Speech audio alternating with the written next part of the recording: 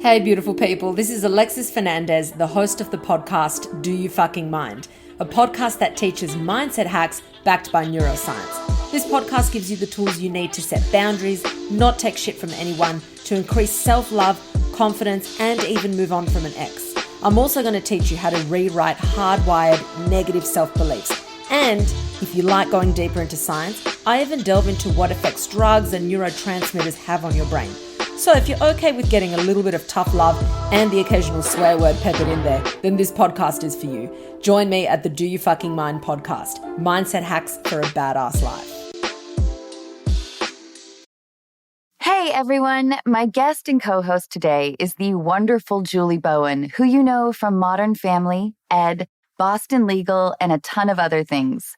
Julie and I discuss female rivalry, the pressure to be sexy, an audition reminiscent of Basic Instinct, people who are too good-looking, marriage, divorce, and a lot more. Our first caller today is Jordan, who introduced a friend to his crush, which unfortunately resulted in them falling for each other. Now Jordan is wondering how to process this new dynamic while keeping both of his friendships. Next to call in is Sarah, who is getting close to her wedding date, but considering eloping after her father issued an ultimatum involving her guest list. Thank you for listening to our podcast and telling your friends about it. If you have a question and would like to talk with us, we would love to hear from you. Just look for the link at unqualified.com. If you want to hear more from Julie, check out her great new podcast, Quitters. Ladies and gentlemen, you are listening to Unqualified with your host, Faris.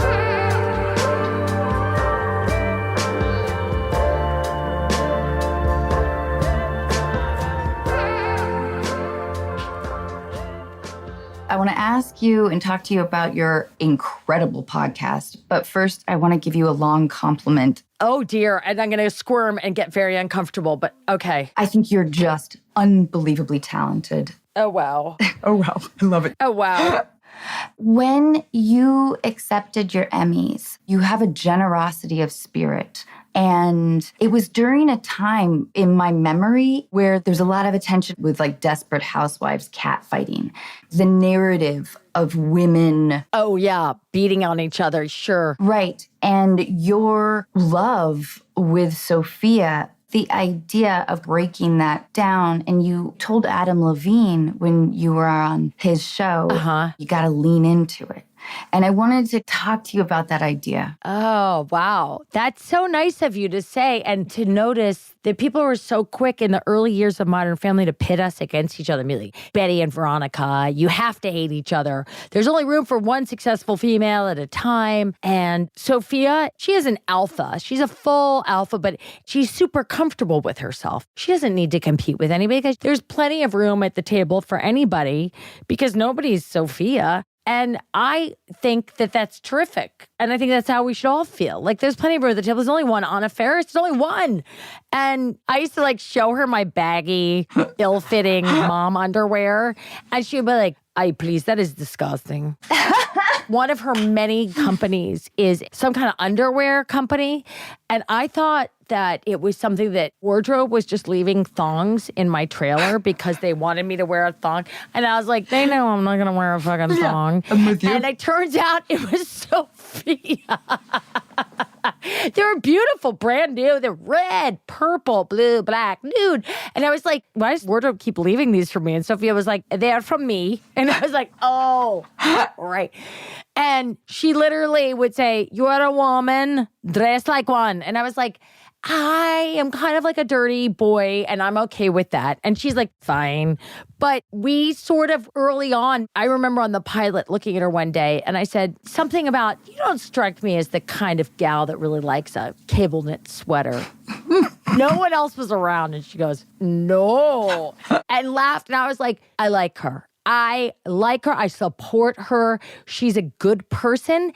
And the fact that she's a sex bomb, gorgeous human being doesn't have to be threatening. It doesn't mean anything. This is the sentiment that I love. Yeah, I just love her. I've learned so much from her. She's unapologetic about who she is. She just doesn't get involved in bullshit.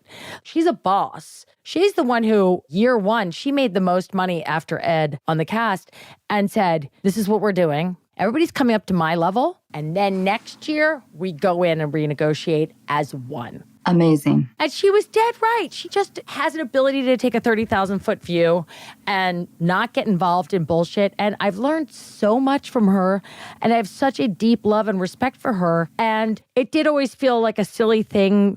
I mean, come on, how many times have you been at the Emmys and you're like, it feels like it's so important and it's not, it's so silly and yet it is an honor, and you kind of balancing all that. Like, is this a popularity contest that matters, or am I just so lucky to have a job? 100%. It is so easy, especially in my 20s.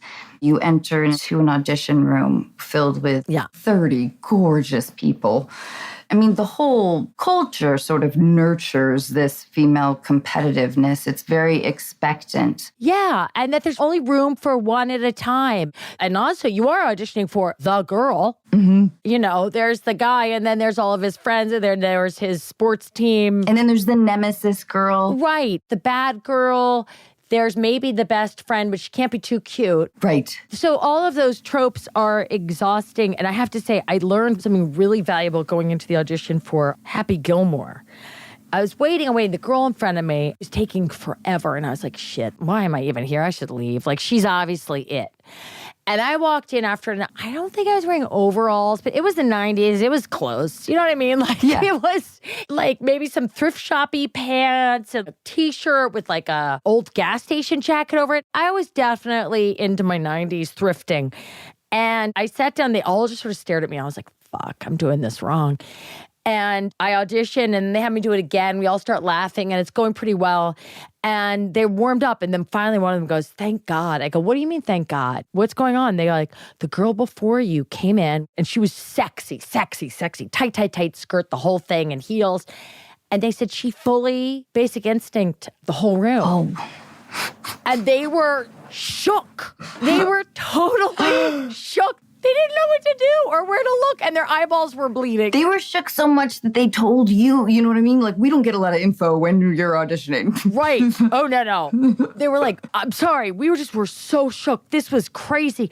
And I was like, so you guys did not like that? And they were like, oh, God, no. We were so uncomfortable. Like, she was doing it because she really wanted the job and thought that's how she was going to get it. That made me really sad. Yeah. But also made me feel like I was onto something by just kind of sticking with my vibe. I was never going to be able to compete with that stuff, and I didn't want to. I mean, I've seen you do it, though, too. Not Basic Instinct in a room. But what was the movie? House Bunny? Yes. I mean, you went all the way to, like, Sex Pot. I can only imagine. I fundamentally cover up. That movie, I had 72 wardrobe outfits, and I had these stripper heels that were unbelievable. Yes. And what was your underwear like? What were your bras like? Was it like water bras? Oh, I had to be sewn into it every morning. It was very carefully constructed. And I felt very uncomfortable around the crew for like the first 2 weeks, you know? Yeah. I just wasn't used to exposing that much flesh. Right. It's not that I'm a modest person. I'm just more lazy. But it shifted me. I felt sexier, which I don't know if that's a good thing or a bad thing. I think there's stepping into sexy that is not bad, experimenting with how the power, there's a lot of power there. And if you're not afraid of it, that's what I was just saying with that girl, the one in front of me. I sort of wish that she had been doing let's have a power play. Yeah. There's a lot of power in putting a room full of dudes on their back foot. Mm-hmm. I think the way I was raised, it feels sort of cheaply acquired power. Yes, it does. And it feels like it's only based on the surface. Mm-hmm. And that isn't something you can really bank on. That's not talent or hard work. It's just sort of taking advantage. But there's also, we are sexual beings. And if putting that outfit on makes you feel sexy, then you get to do that too. Yes. You get to be sexy if that's what works for you. We get to do all those things, and we shouldn't have to apologize for them. Or, as my therapist always says, me hiding out in big baggy clothes and looking like a boy is not any more mature than a girl wearing skimpy clothes and Basic Instincting a whole room. It's just a different way of approaching your own body, and neither one is comfortable. Neither one is really, truly at ease. And that's, of course, where I want to be. How old were you when you first felt like you were in love? Oh, boy. Wow, what a question. I went to boarding school and I thought I was in love with Alex Matthews, who was my first sort of boyfriend. We were 15, 16. He got expelled. Ooh. Then later, when you have more long-term relationships, like, well, that wasn't love. But it was pretty intense. Like, I felt it. Yep, you feel it hard at that age. That's when it's almost the most raw. Yes, and that's when Romeo and Juliet were 14. The greatest love stories are about teenagers because that's when all the hormones are going and all the feelings are huge. I guess the silver lining to aging is that everything gets dulled. Yeah, it does. But then something cuts through again. Like, so you're remarried how long? We got married during quarantine. We eloped. Okay, so I'm divorced and I never talk about it because my ex-husband is not in the public eye. And I don't feel that he has the same platform to discuss things. And therefore, it's not fair to him because I can tell my side of the story all day long. But there are two sides to every story, and he would not get the same public opportunity to do so. Your marriage was very public. Did that change how you talk about it, or do you just not talk about it? I don't. I'm pretty quiet about it, and parts of it I'm still digesting. This is my third marriage. My first marriage felt very sharp. It felt like a source of stability. Okay. Like, I can check this off the list, even though it wasn't. It was incredibly dramatic that I was just, by the end of it, so tired. How long was that marriage? We were together for 9 years and married for 2.5. Whoa. Yeah. But you know that the difference, but I've always wondered, you've had a divorce with a kid and you've had a divorce without a kid. I have dismissively said, oh, divorcing without a kid is basically a breakup. Yes. Is it as different as I think it is? I think it depends on the resource. Like, Jack was used to us being apart. Got it. Because you're working in all over the place, and so was he. Exactly. He'd already slept in more hotels by the age of 4. Right. Because I always stayed in hostels. You did not. I totally did. Yeah, I was a little backpacker. Did you really? Yeah. Oh, wow. Yep. That's amazing. It wasn't always a blast, actually. I remember when I backpacked having intense loneliness and not knowing how to make friends at all. There's a theme here, Anna. Like, you are a lone wolf, but you attach to monogamy. But does the structure of a monogamous relationship allow you to experience your loneliness in a safe way? Oh, what a beautiful question. Now it does. Yeah. I have a lot of thoughts that I'm truly still formulating, but I've always felt like a very quiet person.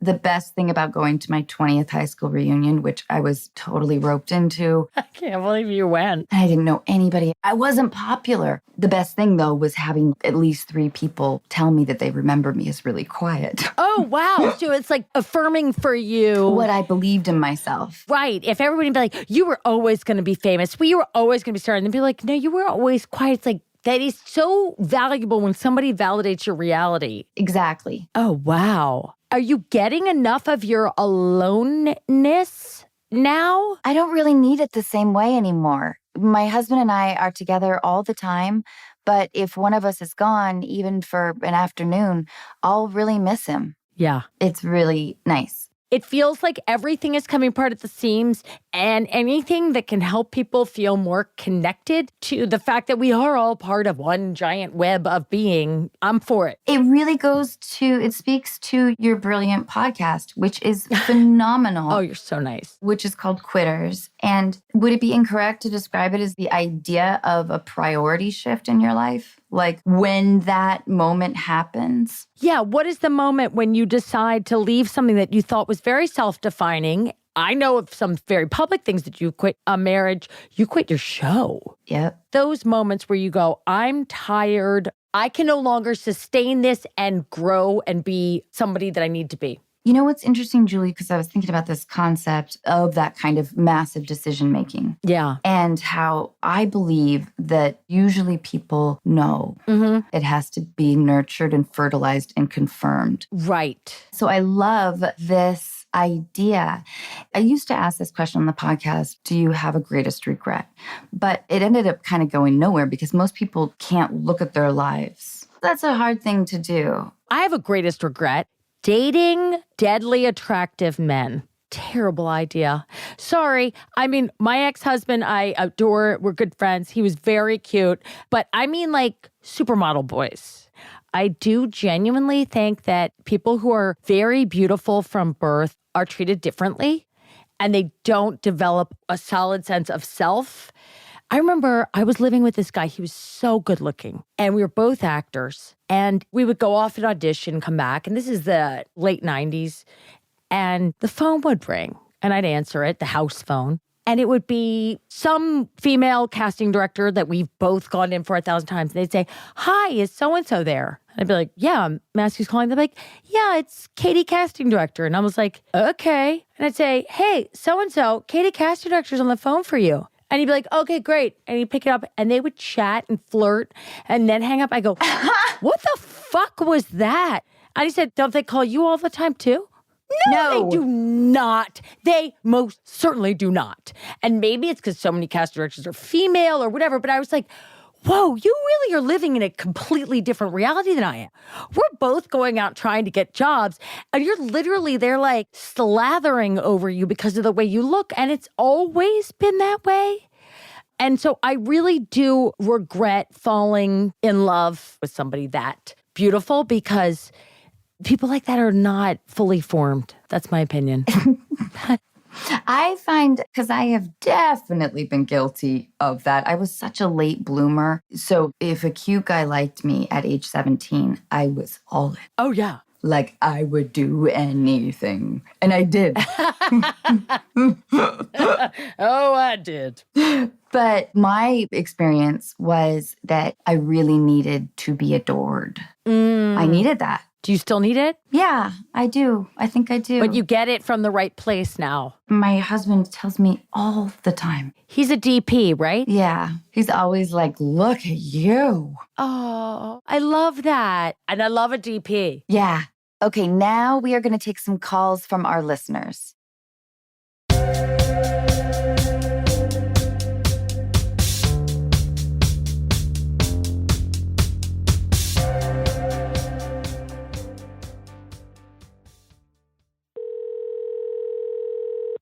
Hey, Jordan. Hey, Jordan. Hi. Jordan, you're here with Julie Bowen, who is just awesome. Hi, Julie. Hi, Jordan. I'm just reading your letter. You want to tell us about it? Listen to Julie. I love this. Julie, come be with me forever. So basically, I have this friend and I've known him for a couple of years.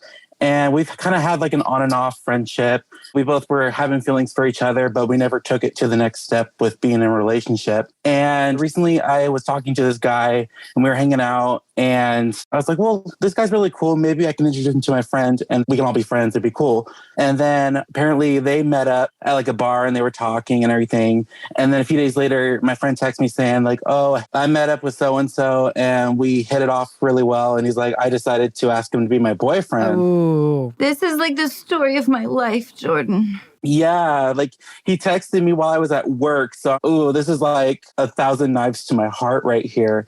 And it just totally blindsided me. This is crazy. Like I've been trying to be with you for the longest time and we had feelings for each other. Did you articulate that in any way? We would talk about it. Like he'd always tell me like, "I really do want to be in a relationship with you." It's like, "I'm afraid to hurt you because of my past relationships."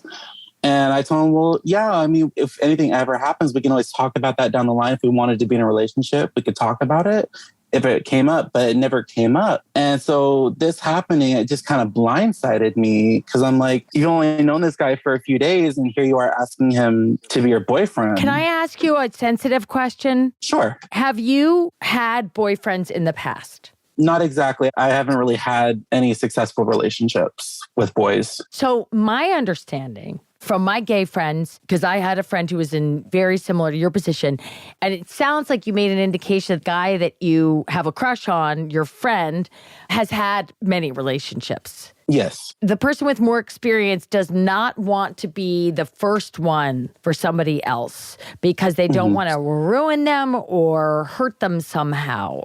Does that track with your situation? Yeah, that kind of makes sense with what you're saying. Yeah. Do you agree with that? For you, like this would be your first real boyfriend. I liked him and we hung out so much. We met during the pandemic when the pandemic was starting. And he was kind of like the person that I hung out with a lot and we connected. We had a lot of things in common.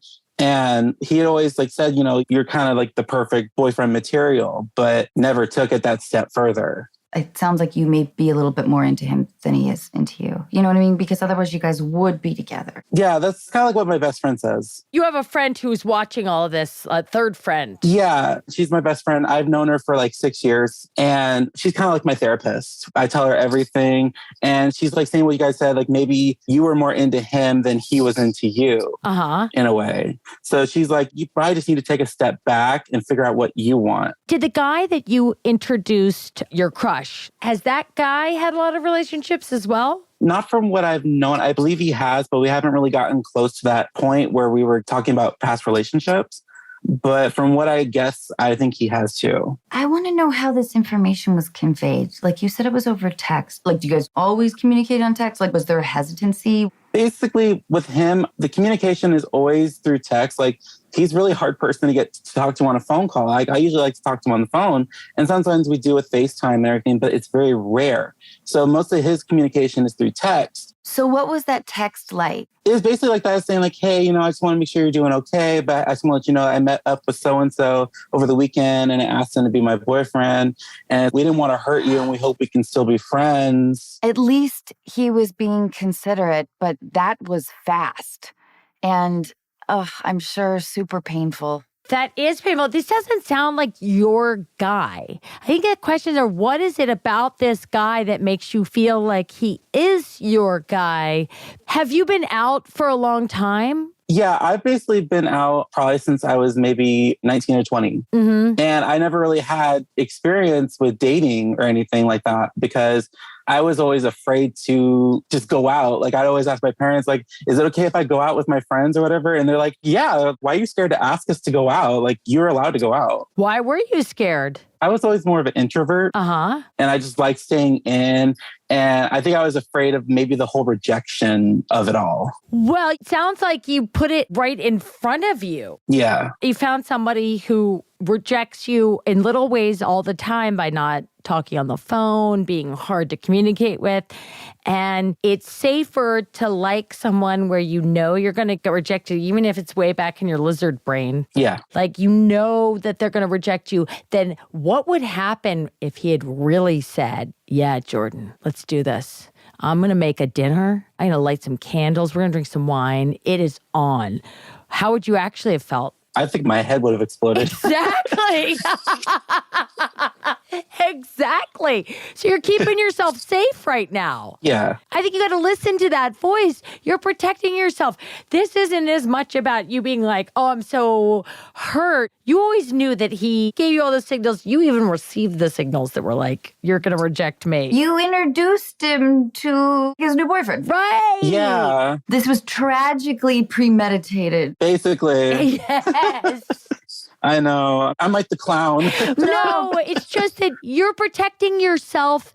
I mean, honest, right? It's like, this is tragically premeditated to protect yourself. So listen to that person who needs to be protected. Because if a romantic dinner and a night in bed together is making your head explode, you need to figure out what it is that little person in you is scared of. Yeah. I have like a proactive idea, Jordan. Because we obviously can't twist their hearts, even though that would be a rad power. Julie and I were talking earlier about the idea of when you get to the age when you start to realize how you can personally combat jealousy, which is by what Julie said, like leaning into it. I want you to be super awesome. You know what I mean? You will be happier for it. If you're like actively involved in their lives, like help find me somebody, be a joy to be around. Yeah. And it will make you feel better and you're not closing off your world. Yeah, there's nothing to be jealous of. And you know that in your heart.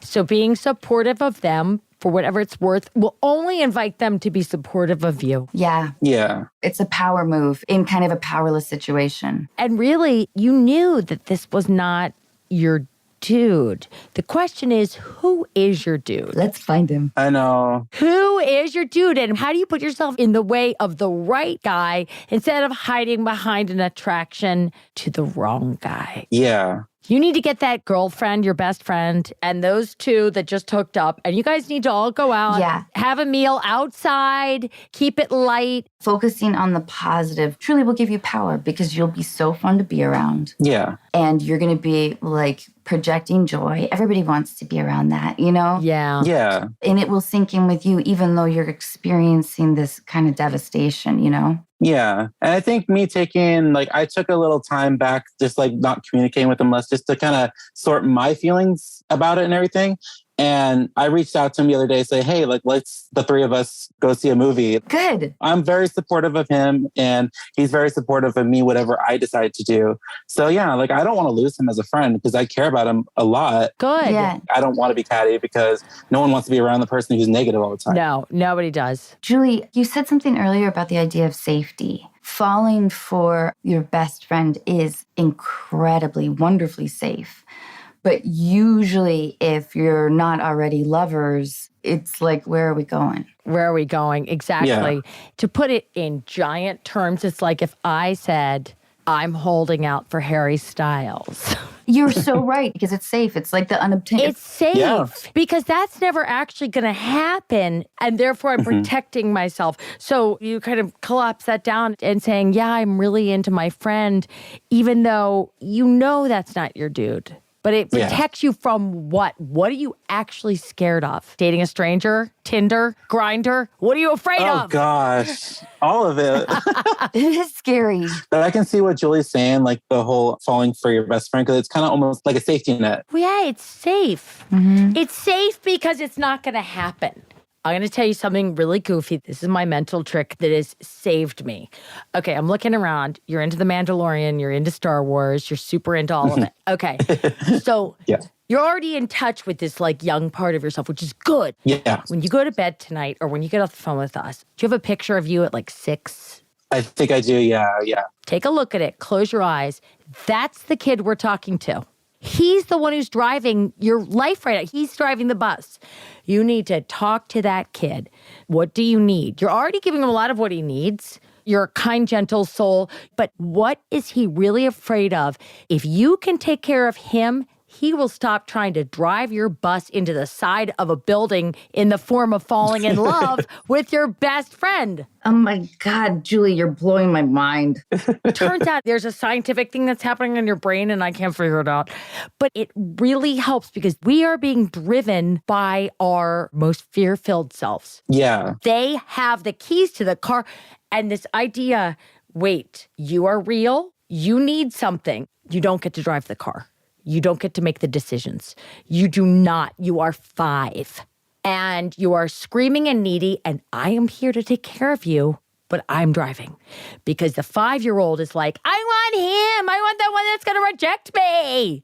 And you're like, no, what do you really need? I don't know what your history is, but whatever it is, you take care of that kid, and he will stop driving the bus. It's magic. It works. Wow. Yes. That's a lot. It is a lot. And it gets weird and trippy in 70s, like inner child shit. But it's the truth. We carry around, may I ask how old you are? I'm 30. 30 years of Jordans. There's a line of them. Yeah, I can get what you're saying. Like my fearful 6-year-old self or my younger self is scared of being rejected. So it's like, I want to go to the safest thing possible. You chose your rejector. Yeah. Oh man, Julie, that's such a good line. He's right there. And you're like, okay, see, I knew you were going to reject me. And this is safe because this is playing out a thing that I was afraid of and I knew it was going to happen. And here I am back in my loop. Yeah. Be free. Be free, Jordan.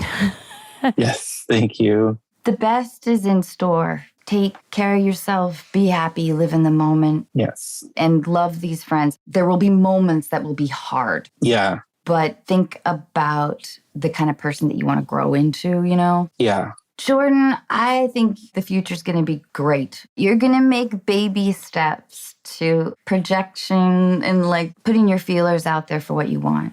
Yeah, definitely. You got it. I love it. Jordan, thank you. Thanks for sharing. Thank you. Bye, Jordan. Bye.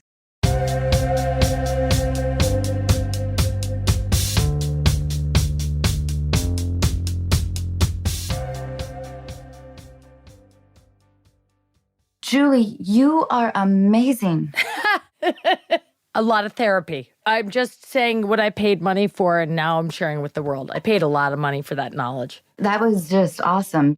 I'd never listened to your podcast, and prepping for this, you're hilariously funny, so I thought it was going to be silly. God, sorry. And it's so heartfelt and earnest, and I was like, oh my God, Anna's a real whole person. When I went through my first divorce, listen to me. My first divorce. darling. Darling, my first divorce. Exactly. I felt like a completely different person. I was behaving very out of character. For instance, I used to host a lot of dinner parties. I love to cook. I have a shit ton of cooking gear. So after your first divorce, that started or that stopped? I had mustard in my fridge and like a 6-pack of beer. Oh. I was going out. There was this exciting thrill, being single suddenly. How old were you when you got into that relationship? 21. Had you gone straight from your parents' home to a dorm room to Yeah. Hollywood and then right into this relationship? To me, and I'm like the product of so much therapy, but I'm not actually a therapist. It's like a delayed adolescence, and you waited until you were safe enough to have it. It wasn't safe for whatever reason, I have no idea, to have when a lot of people were having it and like doing keg stands and sleeping around and smoking weed before breakfast. I was the same way. I waited until my mid-20s was when I finally was supporting myself, making my own money, and I felt like I was in a place where I could fucking start acting out. And I did. Yeah, and that relationship, like my first serious relationship, it felt like my hand was forced. Like my pride was so sort of ground down. Like this person wants to not be with me, but for whatever reason, I need to vocalize that. Your first husband, he didn't really want to be with you, and you were like, but we have to get married. No, that was interesting because I was not a person who wanted to get married. There's a lot about divorce. What are your thoughts? What are your takeaways? Because I want to be able to view it as some kind of victory, even though it's very hard because it is very complicated. It's horrendous. Divorce is horrendous. And I feel about it the way right now I feel about the Supreme Court deciding that we, shouldn't have the right to choose, that they should make it every bit as hard to get married as it is to get divorced. There should be a balance. There should be some sort of set of hoops that you have to jump through. The idea that a state like California could see you as one person and you dress it up as a party, but it's really a contract with the government. Oh, I know. And it's insane that we make it anything else. And it's so easy. It's so easy. It's like, just sign right here? Okay. Sign here. You are one entity now and forever. You share debt. You share, should you procreate? It's insane. And I still think that marriage is amazing and the right people should be married. But for me, I was probably divorced for a year before I was saying it. I'm like, we're not together. And it took me so long to say it felt like a failure. Yeah. And getting some distance from it and going, it is what it is. Getting through it, it's deeply private, especially when you are in the public eye. It becomes deeply, deeply private because you have to be very careful who you talk to. Yeah. You can't just run your mouth at a dinner party or whatever. You have to be careful because people will gossip and chatter and nobody wants that. Nobody wants to see more of it. I mean, I already know too much about your life, because you're famous and there it is. And I don't buy any of those magazines. I don't buy them. I won't look at them. I won't click. But you're at the checkout. I'm like, holy shit, I know everything there is to know about Harry and Meghan just from being at the checkout, not even opening the magazine. And I hate that about our culture. But truly, I think the lemonade out of it that has to also be considered is the idea of making a hard decision. Yeah. Yeah. And following through with it. Well, there's a theory in business of sunk costs and that they're a lie. That if you're in a business that's going south, but you've already put $20 million in, I can't stop now because I'll lose that $20 million. No, you've already lost that $20 million. That's called sunk costs. And don't try and put more money into it to try and rescue it. And I spent a while in my marriage thinking, I can't leave. There's so much I've put of myself in this. I can't go. There's too much that's here. Some of the too much that's here is kids, and that is true. You don't ever want to leave them.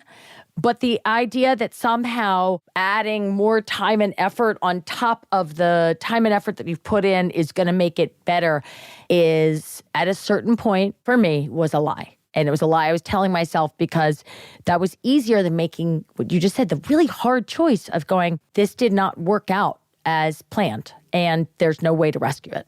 You get to just tie it all up in a bow in 15 minutes, but you can spend years untangling. And I wish my eyes were more open to that. But I do think that the experiment, whether it's successful or not, of trying to share a life with somebody is valuable. Me too. Okay, let's get to slightly lighter fare. Okay. These are deal breakers. Okay, deal breakers. So, Julie, you're on a first date. Okay. And you discovered that he only wears Birkenstocks. Is that a deal breaker? Only? Only. Exclusively. Exclusively. It's like a posture, soul, arch support thing.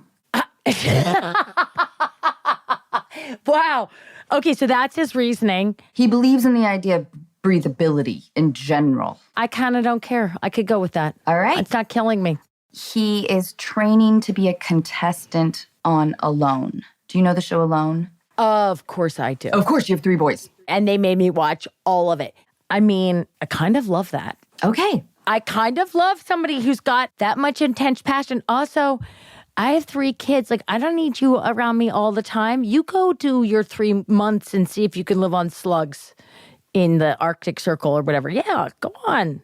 Let's say you're into this and you've been dating for like 2 months or whatever, and you go to his farm or whatever in Idaho, and he's been gutting squirrels all day. Mm-hmm. Do I have to eat the squirrels? Yeah. No. You know, he's proud of the squirrel meat. That's great. That sounds like it's some private time business for him. The only thing you like about this guy is that he's gone a lot.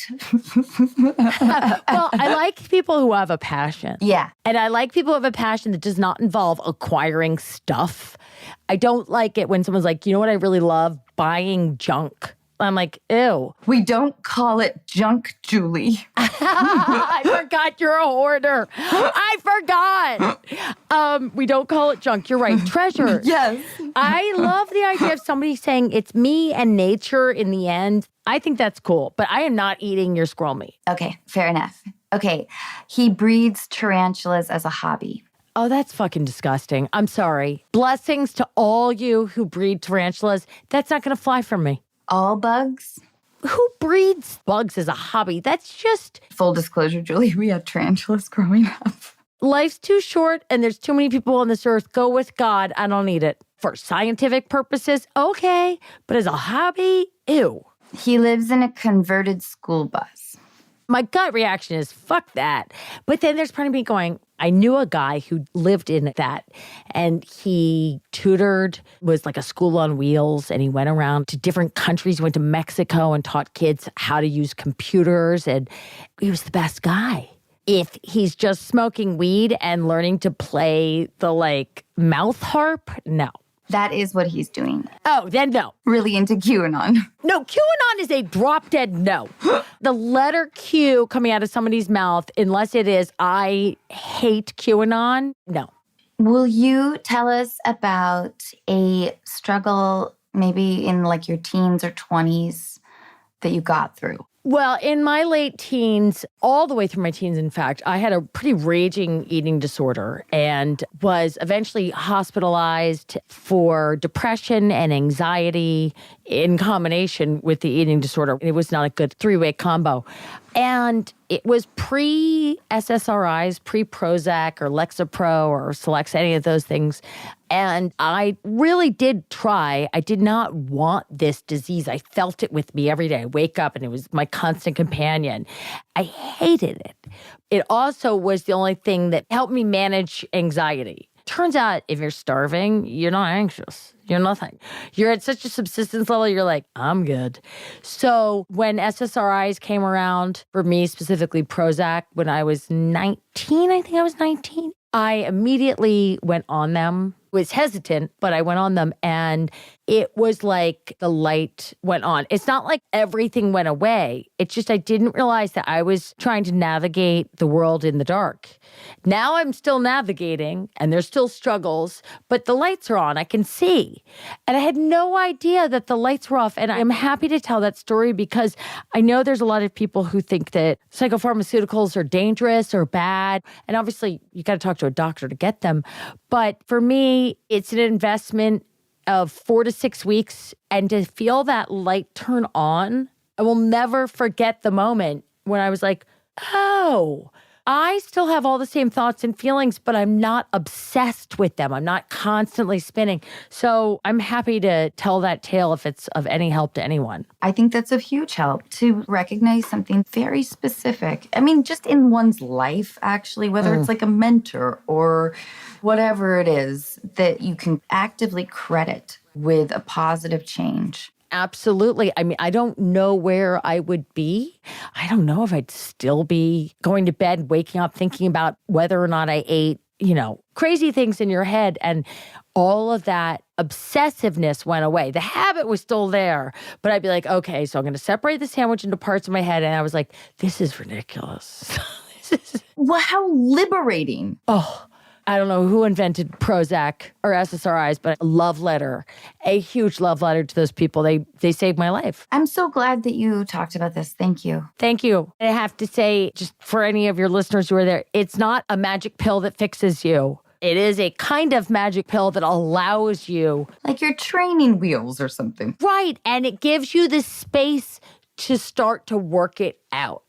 Instead of being in your limbic system, in your fight or flight, in your animal brain that's like, it's freaking out, it gives you just enough space to go, okay, that's not realistic. And what can I do differently? Okay, now we're going to talk with Sarah. Hey, Sarah, how are you? Hi, I'm good. How are you? We're great. Julie is amazing. Anna is so nice to let me into her world. I love this. I like talking to strangers. Tell us about your wedding. Yeah. So my fiance and I just recently got engaged. So we were starting the wedding process. And one of the things that we started was the guest list. Oh boy, I know this story. Yeah. He comes from a very small family, whereas I come from a very large Italian family. So we both don't want a very large wedding. We want to keep it pretty small. So we kind of decided we were just going to do my aunts and uncles and cousins and no extended family, because that would just get way out of hand. So we were happy with that. We were ready to move forward. So one day I was talking to my dad, and my dad asked about the guest list and, who we were inviting and if we were inviting my dad's cousin, which would be my super extended family. And I don't even know these people. I know them by name. That's about it. So I said no. We kind of went back and forth. And then he ultimately said that if I don't invite his cousins, then he wouldn't come to my wedding. Oh, man. So he kind of gave me this huge ultimatum, kind of threw me off guard. So we don't know what to do at this point, because if we give in to what he wants, then it kind of makes us look like we can easily cave. And if we don't invite the extended family, then is he going to come? Or if he does come, is he just going to be miserable the whole time? So we're kind of at a crossroads. Don't really know what to do at this point. Does he give a specific rationale? Like, it's not a wedding without all these family members, or I really want this cousin and this cousin. I haven't seen them forever, or weddings are traditionally like huge party. Like, how is he justifying it in his head? He justifies it that they're family. He grew up with them. Like, he's making it all about him, really. And then also, like, in terms of my nanny, which is his mom, how it would make him look to, like, the Italian family that I didn't include certain people at my wedding. Is he, like, recently retired or unhappy at his job? Yes. Yes. A few years ago, he retired. Yeah. Yeah. Okay. And now he's become, like, this family man. You nailed that. And now he's just got way too much time to worry about this. 100%. You were not privy to our earlier discussion, Sarah, but Anna's been married 3 times. I've been married once. And we were talking about what does a wedding mean and what does it mean to you? So what do you want from this wedding? Honestly, even my partner and I, we were kind of talking about it. It's like, do we want a wedding? We were talking, who is a wedding ultimately for? It's for us. But yet we're putting on this huge celebration for other people. Yeah, expensive too. 100%. Yes. Can I ask who's paying? Ultimately, it would be me and my partner. My parents have supported me in other issues in my life. So yeah, it would be us footing the bill too. So that's another reason why I don't really agree with him controlling the guest list too much. Are your parents still married? Oh yeah. Yeah. What's your mom say about this? My mom is not supportive of my dad's position on this at all. She's on my side. Oh. This is interesting. My mom's not Italian. Not that that really matters, but I feel like he's trying to throw the Italian card in there. The thing about weddings has always been that people will show their hand because when there's like stress in a situation, we tend to find a narrow channel to focus on. Like, that's the avenue I'm going down. I'm not going to go to Sarah's wedding because she's not inviting. Pretty much. And I know it seems petty. It's not very reasonable, especially like in this day and age. It's just not reasonable. So he's probably feeling like he's losing his identity. Mm-hmm. What used to define him doesn't anymore. He may be feeling kind of restless, but it's still not reasonable and it's still hurtful to you. Are you the only daughter? No, I have an older sister, but she's not even close to ever being married. Okay, so all the hopes and dreams have been put on you. Kind of, yeah. And is there a world in which you talk to Nanny? There is a language barrier. So this is about your dad. I think Anna has such a nice view of it, that he's losing his power in this world and he's struggling with his identity. And this being the head of the family is so meaningful to him. But what's your worst case scenario? You have a wedding and your dad doesn't come? That would be worst case scenario. You know what? Honestly, I do think he would come. I think he was angry in the moment. However, at the end of the day, I don't know if we invite these people or we don't invite these people. We're probably leaning to not inviting these people. Is he going to hold it against me? Forever? Yeah. Has he been indoctrinated into the cost of throwing a wedding? I don't think he's up to date on that, no. That's a great point, Julie. You might want to share a little spreadsheet with him. There's a per capita, per head cost that is pretty out of control. That's the salmon or steak, baby.